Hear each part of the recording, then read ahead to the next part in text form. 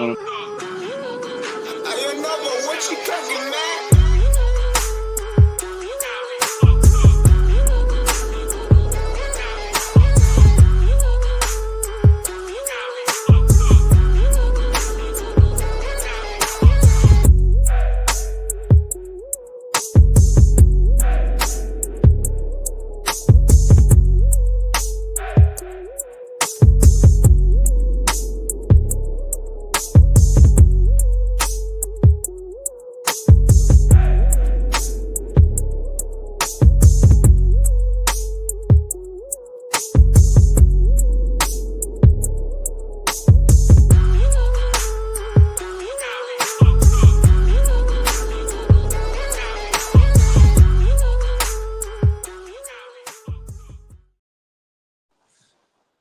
What's up, Michael Lombard? How are you?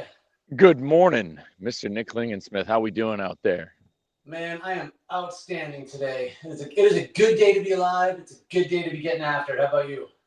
Yeah, man. I woke up feeling pretty darn good. I've had some issues probably the past couple days. I know that there's a huge trend right now of people talking about, challenging themselves, not hitting the snooze button. But there's it's not that I'm waking up late, but it's that point of the training cycle where my body is definitely trying to get me to stay down a little bit longer. I wanted to be up at 5 this morning and 5 Central to get ready for this and just to be up because I'm trying to regularly be up at 5, except Wednesdays I get up around 3:30 because I coach a 5 a.m. class. But but instead I was out of bed at 5:30 this morning. So it's like I'm hitting the snooze button, but even though I'm still up early, but it's it's getting at that point because I'm always playing this catch up game with sleep. Man, tapering has got to be the single worst thing that an athlete has to go through. It's like you're exhausted.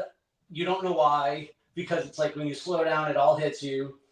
You still got a couple weeks ahead of you, and you're probably doing everything in your power in the world simply to just not get hurt tripping over a curb or something stupid like that. Yeah, and I'm not tapering just yet. I'm headed really towards the peak. I've got I've got because I'm less than Ironman Texas is still the 26th of April. So like I've got 100 miles. I was supposed to get 100 miles last Saturday, but I was doing High Rocks Houston, little side quest. And so I've got a 100-mile ride, going to try to run an hour off the bike on Saturday. And then the Mid-America Truck Show's the next week. So I'm going to have to sneak out some runs, some short, quick ones. And then I'm going to run it back on the 5th, April 5th. I'll get another between 75 and 100. And then that's when I'll taper over the course of 3 weeks. So yeah, is that on the bike or that's on the bike? Yeah, 100 miles will be on the bike. Now, I definitely want to ask you about High Rocks, but I know Trey wanted to hear about Mats and mention Mats, and well, I'm not going. So what do you got? Yeah, Mid America Truck Show. I'm super stoked for number one because the whole Truck Parking Club team is going to be there, and we're chock full of events. Now, what I'm going to try to do, I don't know the schedule yet because what's up? What's up, Corey? No, I don't know the schedule just yet, but what's important is I can't stand these airline industries, by the way. And I was commenting on somebody's post too. Somebody made a post about Southwest the other day because they're doing something with their checked bags. They're charging for it now, yeah. Yeah, I'm a big airline company disrespecter. I think the airlines should have failed during COVID. They shouldn't have gotten bailouts. That it could have been such a great reset where you just let these legacy companies die, and then you allow like somebody else to come in and say, finally, we're going to rebuild. Because that's the thing. If all the airline companies failed during COVID, and we didn't bail them out, somebody would have bought the assets and started another airline company, and then we could have started fresh. We could have had something way better, innovative that was going to actually make sense. I don't really, people will be like, well, it would have crashed the economy and this and that. I don't really care. We've gone through worse as a country. Sometimes you got to let it burn. Yeah, sometimes, there were thousands of other small businesses that went bankrupt and families' lives ruined, and you know, those pilots would have found work somewhere else. We would have figured it out. We've navigated world wars. But anyways, so my flight to Matt's is kind of janky because once again, these airline companies who, for some reason are too big to fail, like, these direct flights, I couldn't time up a good flight out of Austin to Louisville, or else I would have it like doubled the price because I would have had to taken two airlines like on the way there and back. And so it was annoying. So I'm getting in Wednesday at like 4:30. And I know that there's some hanging out on Wednesday night. I mean, we got the BCS Freight Movement happy hour going on, which for those who don't know, the Broker Carrier Summit Road Tour is going to be at Matt. So looking forward to a great happy hour there for a lot of people to network at, because there are going to be a good amount of there's a good amount of brokers and brokerages who are at Matt's, and so even though the focus is really circumvented around drivers and carriers, it's still there's still no reason why not to. I mean, it is a great networking event too, like for drivers especially. I think it's a great place for drivers to really connect with other drivers, because I remember when I left Matt's, when I drove my truck there in 2023, like I wanted to run through a brick wall. Like I was so like, I had trucking just injected in my veins from, Taylor Barker's band playing in his trailer in the parking lot. Like it was like, I felt so proud, like to be a driver. And I was like, this is such a great community. This is such a niche sect of American culture that I felt like so proud to be a part of. But overall, like but along with that, there's no reason not to connect at the BCS Freight Movement happy hour. It's going to be a great time. That's awesome, man. Yeah, I know a lot of people are going there. A lot of people are excited about it, and a lot of people say like this is one of the more effective, I guess, or impactful shows to actually be at, is what people say. Like it's one where you can actually interact and make those connections more than some of the others. Is that fair? Yeah, absolutely. Because probably just because of the sheer size of it and location. Like, there's other ones. There's the large cars and guitars. There's, the Truckers Jamboree in at Iowa 80. The 44 Petro in Joplin, has a good one. But Louisville's location is quite prime, given how its proximity to Chicago, given its proximity to kind of the rest of the country. They're kind of a fun freight fact is, Louisville's a big UPS hub. And the reason why is because Louisville, Kentucky is 8 hours in any direction. You're within 2/3 of the entire U.S. population. Interesting. So it's a good location for it to be at. Well, speaking of conference, I know BCS is literally coming up on us very quickly. 5 weeks, 6 weeks thereabout, and you just said you'll be knocking out Ironman Texas, and then you're gonna ride your bike up to India after that. It's a nice cool down ride. That would actually be pretty awesome. That's gonna be how I get to one of these broker carrier summits. I'm gonna have to I'm just gonna ride a bike to it. Well, I'll tell you what, there's a couple things I'm going to try to start doing. So I've been ramping up. You've been hearing my exercise, my workouts for a couple of weeks. I mean, when we started doing Iron Minds, I was just doing range of motion exercises because I was just trying to figure out how to navigate through some injuries. And then a couple of weeks ago, I got back on the street, ran like 15 minutes, been doing 45 minutes consistently. Got in the ocean for all of like 3.5 minutes on Saturday. It was cold as hell, man. I literally just said, you know what? I just want to jump in the water and go swim out to that buoy and back just to get started. And so mentally that was like ripping the Band-Aid off. Got in the pool yesterday, and I'm going to be continuing to add other habits. But, when I listened to the Comfort Crisis at your recommendation, one of the things that really stuck out to me too is just how we really broke down the details of the health benefits of rucking. And so, I really just want to maximize opportunities that I have. And I'm like, why do I walk the dog without my ruck? Why did I mow the lawn without the ruck? Why am I not taking advantage of these other opportunities? So that's one thing I'm going to be doing. And then There are meetings I attend a couple times a week, and it's a couple miles down the road. And I'm like, why am I driving there? Why aren't I riding my bike? It's not like it takes me that much longer. You know what I mean? So those are things that I'm going to start doing today too, just to maximize my health and fitness. And I mean, come on, man. I live in Florida. There's no reason I should be inside when I don't have to. Yeah, in a place like Florida, any chance you can get to not drive, I feel like is a win because of how spread out certain things are. But yeah, the idea of rucking, like whether it be a weighted backpack or a weighted vest, I mean the benefits are really great, especially like just trickling down. I mean, especially like say you're somebody who's starting off and your goal is like you want to lose weight quickly. You know, normally when it comes to losing weight quickly, you know, promoting and advertising how to lose weight quickly always kind of ends, in turnover. But if you are looking to burn more calories, or you're looking to burn more fat, because that's the thing, people always talk about burning fat or losing fat.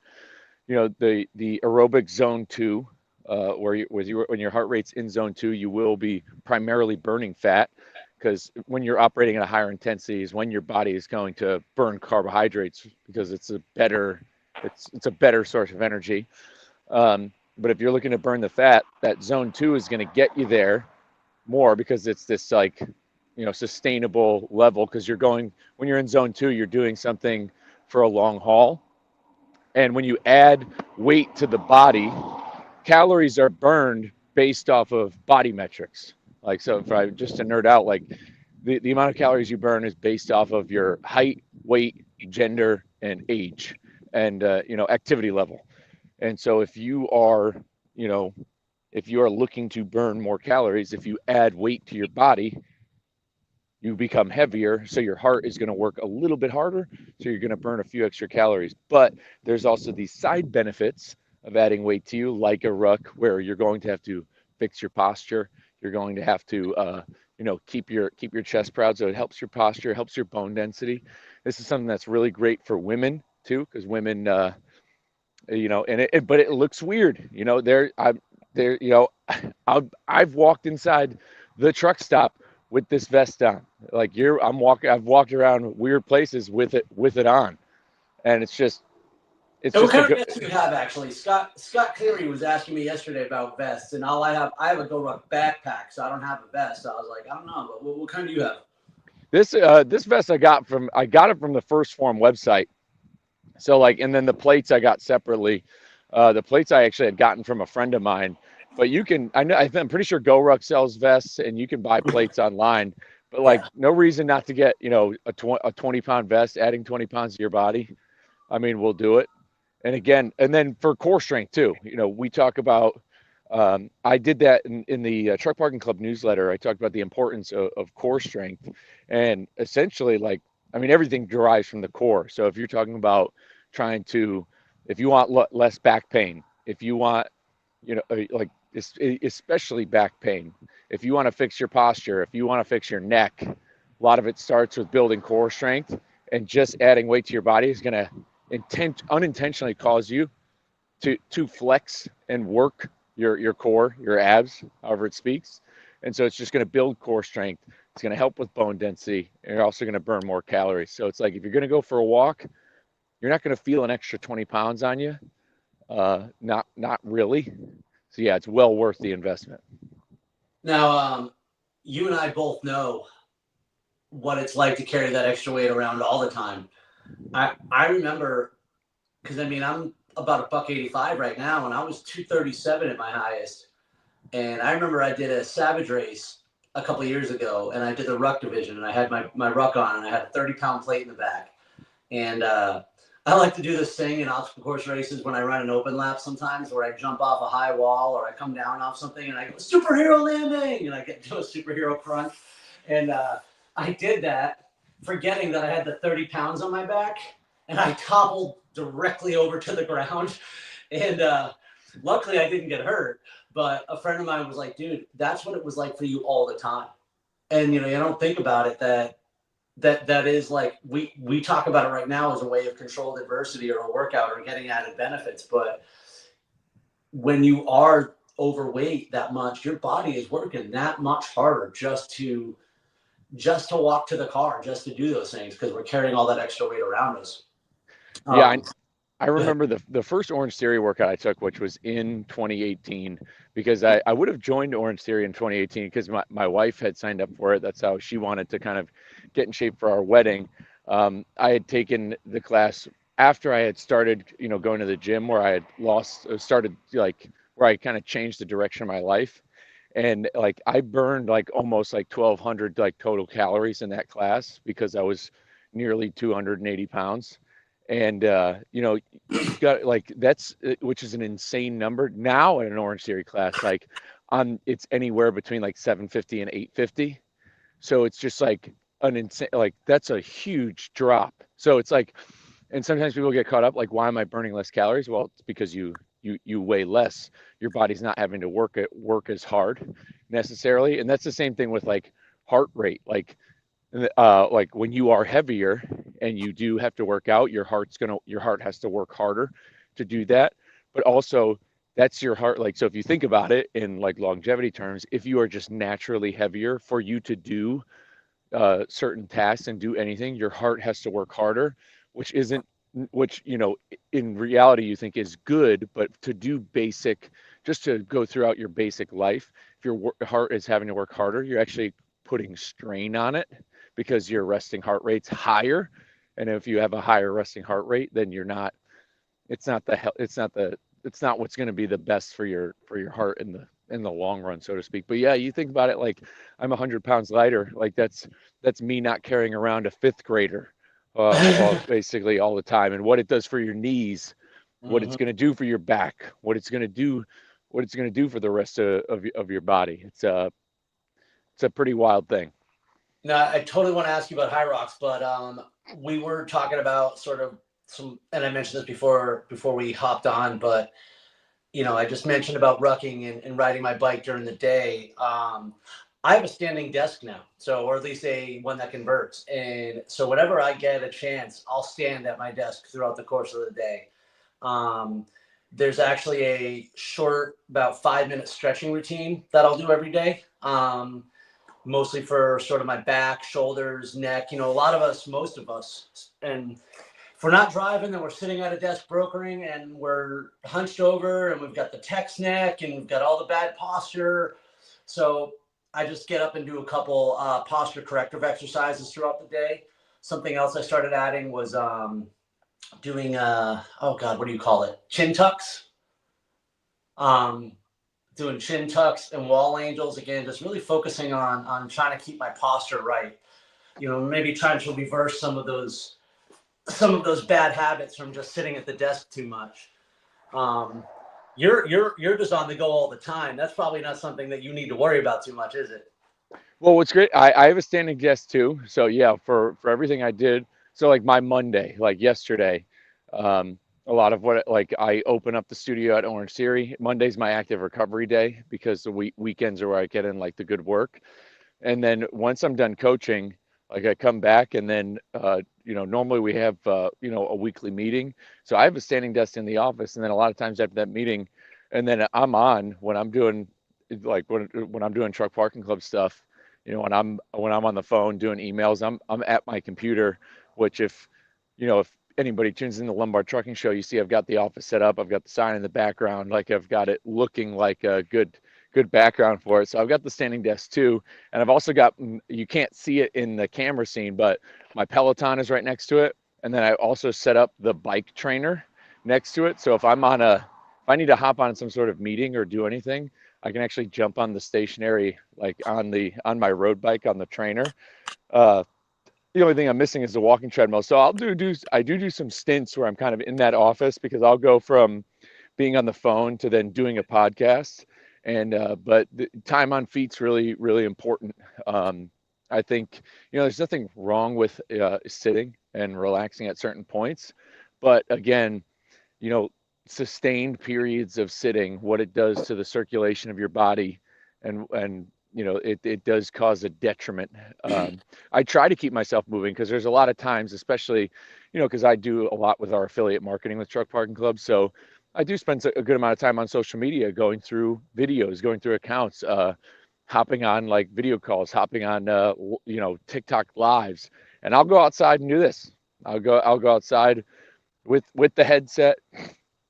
I'll go outside and if I could be out there for 20 minutes, that's good. So I mean, I'm gonna match what I need to do with my lifestyle. Awesome. Jessica, I'll give you the quick version here. Pretend my back was against the wall. One thing, so back against the wall. One thing is I'm pushing forward, and I'm gonna send you a video later somebody can show you how to do this better than me. But one of the things I'll do is I'll do this stretch for about a minute, and you're gonna feel it back up in there. Again, back shoulders to the wall. Next thing I'm looking down here, and this is for the levatoscapular. I'm looking down into my pocket.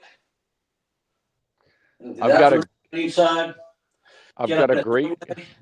Get some chest stretch going on, and then another thing I love doing. This one is my favorite, which is I'll grab the side of the door for a lat stretch.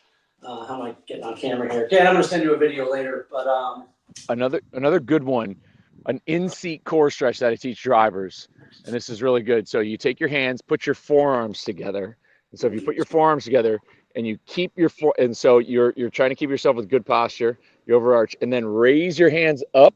You try to keep your forearms together the whole time. Hold it for like 1, 2, 3, and then back down. I can feel that right in the serratus there. So you just keep your forearms together. You raise them up, and then drop the elbows down. That's a great in-seat core exercise you can do as you're sitting down. Whether if you're on a video call and the camera's not on, like that one right there, you do 3 sets of 10. You'll feel a little like core ab burn. Like, so if you can't get out of your seat and just rip crunches or whatever, that's a great like in-seat core stretch anybody can do right there.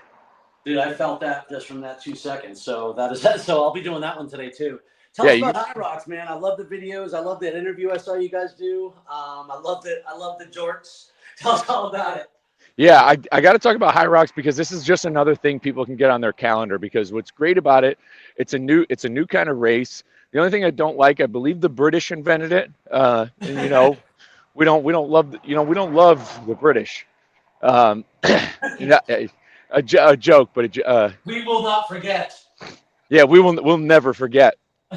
But essentially, what's great about it is, so the race itself, there's 8,000 meters of running, so 8 kilometers, about 5 miles, and but the running is broken up, and so you start off by running 1,000 meters, and then it's broken up by 8 workout zones. So you run 1,000 meters, and then there's you do the ski machine. You run 1,000 meters, sled push, then there's sled pull, there's burpee broad jumps, there's rowing, farmer's carry, sandbag lunges, and wall balls. And what's great about this race is it's not all solo. Like, so you can do it solo, you can do it men's doubles, women's doubles, mixed doubles. There's 4-team relays, and then there's pro and open division. So there's some heavier and lighter weights for the sled and the farmer's carry and stuff. So there's plenty of ways for anybody to get in on the action, as opposed to just like a road race or any other sort of like fitness event where a lot of times it is like solo, except some triathlons you can do as relays. So it's really open. I mean, at that event, I'm talking all different body shapes, body sizes, all ages were there. There's people up into their 60s who are doing it. And so, because the barrier to entry for this race is somewhat low, like you can join Crunch Fitness and kind of train for this Hyrox, because it's a runner's race overall. Like, so it gives you an incentive to get endurance, cardio training. But, wall balls, like it's a medicine ball that you're squatting and throwing against the wall. Like if you're at a gym with a ski machine, you got it. Most gyms have rowing machines, a lot like Crunch Fitness has the turf that you can do sled pushes. But even if you don't have access to a sled, you could do heavy goblet squats. Like, so the barrier to entry into it is very low, and the entire event is really circumvented around building community. I mean, their motto is, about everybody competing. Like, never stop competing, I think is their motto. So it's just another avenue for people to get into. And so, I mean, and it was fun. Like, at the end of the day, everybody was having fun. It's at a convention center, so there's heavy crowd activity. There's, sponsors, there's merchandise. It's just an overall like very big, similar to probably Spartan races. There's a lot of stimulation, there's a lot of engagement. They're calling your names out on the microphone, of the people who are racing. So it gets everybody in there. So yeah, there's some studs out there, the ones guys who are winning it that that are in really great shape, but they really like, they personalize it to everybody. Um, it's what's great about it, doing it, because like I viewed it as fun. Like, so where I wanted to be competitive, I was using it as a side quest for Ironman. They're great activities to do that for the posterior chain that definitely help my lower body get strong. But it's just another thing. Like, if you are somebody who's looking for a reason to start, getting in shape or getting better, look at something like High Rocks, because there's no skill. Like, you don't have to swim like triathlon. You don't have to bike. You're not doing Olympic lifts. You're not doing anything that requires you to like really like advance a skill set to where you need to be good. You need to be like an advanced or have a certain skill level to do this. You can kind of go in, and the movements are pretty basic. How was it? You carried the flag that whole time, right? But yeah, we that's the thing. Me and my partner Billy, we definitely wanted to. My friend Billy, he always runs with an American flag, and I do more so occasionally. But he like always does, and he's always told me that I should do it more, because I'm like, well, I don't want to steal your thing, and he's like, what do you mean my thing? You were in the Marines. He's like, I just love America. He's like, you should run with it all the time. So I've been doing it more. And when he asked me to do it, he's like, we're gonna just trade off the American flag the whole time. We'll just not let it drop. And I was like, yeah, I'm in. And it So was when the best. It's the best experience. There's truly no better feeling than running with the American flag. Like, the whole arena, it was bought in on it. Like, little kids cheering for it. Like, it was such a crowd pleaser. Like, people love seeing it. The other guys running the race afterwards, they're like, dude, that shit hyped me up. It was awesome, man. That's so cool that you guys did that. Like, you carried it the whole time. Like, it encouraged a lot of people. It was awesome. there was when I ran the Killington Spartan Ultra the first time in 2021. I like to tell this story because I DNF'd, and I DNF'd by just a few minutes. I missed the cutoff. But right before the cutoff, there was a sandbag carry that was about a quarter mile straight up the goddamn mountain, straight back down. And, well, not all the way up the mountain because it was only a quarter mile. But anyways, my race was over, all right? There was no reason for me to endure this hell. And I was like, screw it. You know what? I would rather fail than quit. And as we're starting to go up the mountain with the sandbag, I just start noticing everybody putting it down, laying around. And I'm like, man, like, why didn't I just quit? And then I look behind me and I see this guy that had been carrying the flag. And I'm like, well, guess I just need to pick my sandbag up and keep moving. It was encouraging and inspiring just to see someone else doing it. And I told you about my buddy Billy. Something like, that's funny that your friend's name is Billy. But he's done something like 700 races, all carrying the flag. And also, as someone who didn't serve but also loves America, I got to do races with him, and it was an honor to help carry the flag when he was out doing the races. So I love that you did that. I love that you got good attention, the right attention from it, because I know it's not about attention, but you know what I mean. Yeah, no, it's a great feeling. And speaking of that, I mean, you just mentioned DNF, and I think it's a great place to kind of walk it out. There's this guy, I forget his name. He's got kind of a longer beard. He's a Navy SEAL, but one of his sayings is like, Goggins is, stay hard. This other guy's, saying is don't die in the chair, and it has everything to do with not quitting.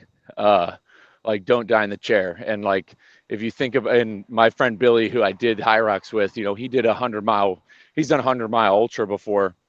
And like, there was at certain points, and there was a safety van that they had, and there was certain points like mile 70 where he was in the van. It was cold, it was raining, he had hot chocolate, and he was just like, yeah, I think I'm tapped. And he just kept remembering about don't die in the chair, because that's the thing, he was in the chair when he was just like, yeah, I think I'm gonna quit. He's like, you need to quit when like you cannot go on anymore. Like, you're in the chair choosing to quit.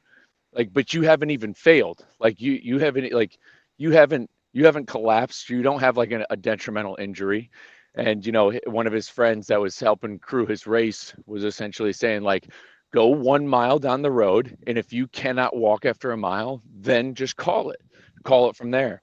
And so he did that. And he ended up not, and he didn't die in the chair. There's a lot of people, there's a lot of races out there called like, there's last man standing events where they're like ultra races where it's like every hour on the hour you have to run 4 miles.